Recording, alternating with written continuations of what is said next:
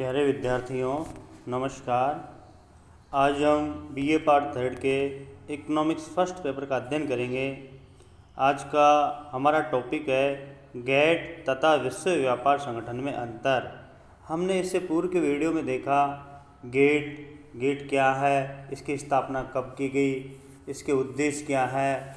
इसके बाद में हमने पढ़ा विश्व व्यापार संगठन क्या है, इसकी स्थापना कब की गई, इसका संचालन कैसे होता है और WTO के उद्देश्य क्या है। इन सब चीज़ों का हमने अध्ययन किया। आज हम दोनों में अंतर देखेंगे। WTO गेट का विस्तार नहीं परंतु उसका उत्तराधिकारी है। माने WTO को हम गेट का एक विस्तारित रूप नहीं कहते, बल्कि एक तरह से ये इसका उत्तराधिकारी है। और WTO गेट को पूर्ण रूप से प्रतिस्थापित करके इसकी स्थापना की गई है।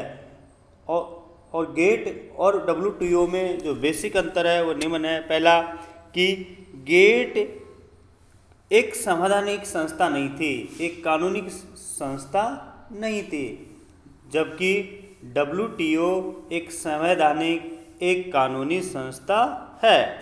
इसका WTO का जन्म एक अंतर्राष्ट्रीय संधि से हुआ था, जिसमें इसके जो संस्थापक जो सदस्य थे उन सभी सदस्यों ने इस पर हस्ताक्षर किए थे।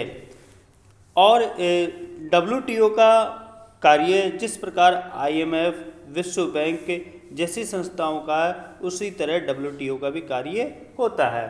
तो जो पहला बेसिक अंतर है कि गेट एक संवैधानिक या स्थायी संस्था नहीं थी, जबकि WTO एक संवैधानिक व स्थायी संस्था है। दूसरा है आपके नेक्स्ट है गेट केवल कुछ चयनात्मक बहुपक्षीय समझौतों के बारे में नियमों और प्रणालियों का समूह था। मानी गेट में कुछ चुनिंदा वस्तुओं को ही शामिल किया जाता था और उनका अलग अलग विषयों पर अलग अलग समझौते थे जो सदस्य देशों पर बाध्य नहीं थे। यदि कोई देश इन समझौतों का उल्लंघन करता था तो उनको दंडित करने का प्रावधान तो था, लेकिन दंडित किया भी जा सकता था और नहीं भी किया जा सकता था। लेकिन WTO एक स्थायी और सभी सदस्यों पर ये बाध्य संस्था है। इसमें जो समझौते होते हैं वो सदस्य देशों पर पूर्ण रूप से लागू होता है। यदि कोई सदस्य उन समझौतों का उल्लंघन करता है तो उसके विरुद्ध कार्य की जाती है।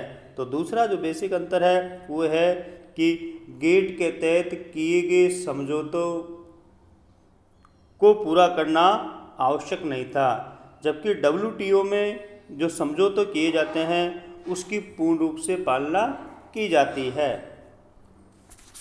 नेक्स्ट है आपके कि गेट झगड़ा निपटान प्रणाली विलंबकारी थी।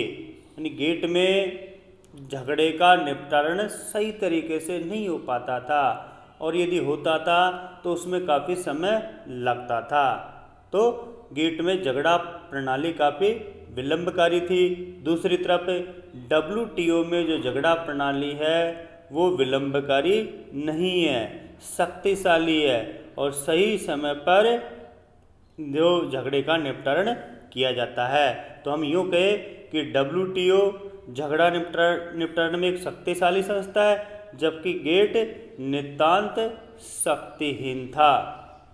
नेक्स्ट है गेट एक ऐसा मंच था जिस पर सदस्य देश विश्व व्यापार समस्याओं पर विचार करने और उन्हें सुलझाने के लिए दशक में केवल एक बार मिलते थे। दूसरी तरफ WTO में मंत्री परिषद उसकी मंत्री परिषद होती है वो साल में एक बार मिलती है, या साल में एक बार उनकी मंत्रिमंडलीय समिति की एक मीटिंग आयोजित की जाती है जो समसामयिक मुद्दों पर चर्चा करती है। दूसरी ओर WTO सुस्थापित नियमबद्ध विश्व व्यापार संगठन है, जहाँ समझौतों पर निर्णय समयबद्ध होते हैं। दिनांक अवधि केवल सदस्यों के एक मत द्वारा ही बढ़ाई जा सकती है। मानी गेट एक ऐसा मंच था जिसमें सदस्य देशों के बीच में मंत्रणा लगभग एक दशक में होती थी। दूसरी तरफ WTO में एक निश्चित समय में ही सदस्य देशों में मंत्रणा या मीटिंग होती है। नेक्स्ट है, गेट के नियम केवल वस्तुओं व्यापार पर ही लागू होते थे। उरुग्वे दौर में सेवाओं का व्यापार भी शामिल किया, परंतु उस पर कुछ समझौता नहीं हो सका।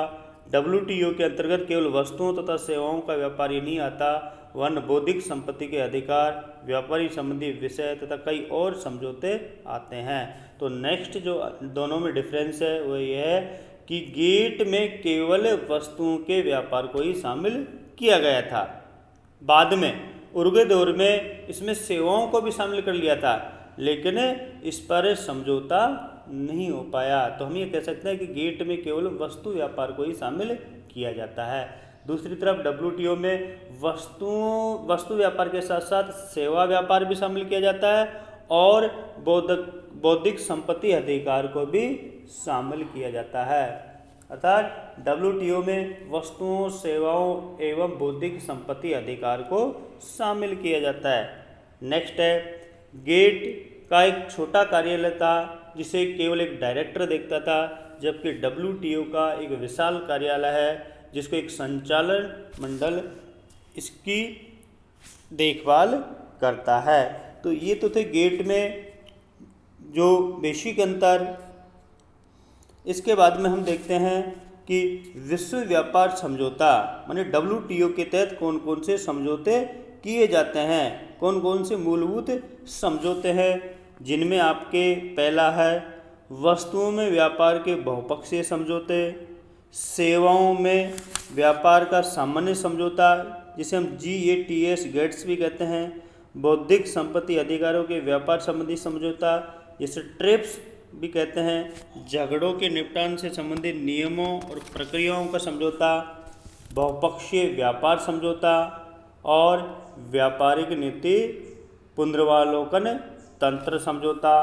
तो ये कुछ आपके WTO के व्यापार के समझौता है। तो प्यारे बच्चों, कई बार प्रश्न आ जाता है इस पे WTO पर कि जैसे हम बात करें, प्रश्न आ गया कि विश्व व्यापार संगठन के क्या उद्देश्य है, 2 नंबर का भी आ सकता है, 4 नंबर का भी आ सकता है। इसी प्रकार गेट और विश्व व्यापार संगठन में क्या अंतर है, ऐसा भी आपके प्रश्न आ सकता है। तो WTO में अक्सर 2, 4 या बड़ा क्वेश्चन आता रहता है। कई बार ऐसा भी प्रश्न आ सकता है कि विश्व व्यापार संगठन क्या है, इसके उद्देश्यों और कार्यों का वर्णन करें। तो आपको विश्व व्यापार संगठन वाला चैप्टर का बारीकी से अध्ययन करना है। ये प्रतियोगी परीक्षाओं की दृष्टि से भी उपयोगी है और विश्वविद्यालय परीक्षाओं की दृष्टि से उपयोगी है। इस वजह से इसका अध्ययन नितांत रूप से आवश्यक है।